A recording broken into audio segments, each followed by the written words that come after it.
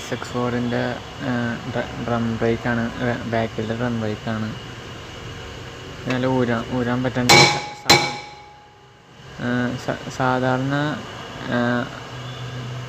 രണ്ട് കൊട്ട് കൊടുത്ത ഊരിപ്പോരൻ്റെയാണ്.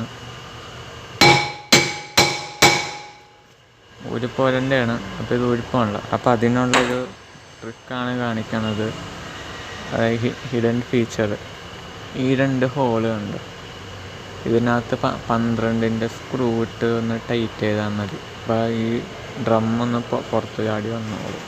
അതെങ്ങനെയെന്ന് കാണിച്ചു തരാം.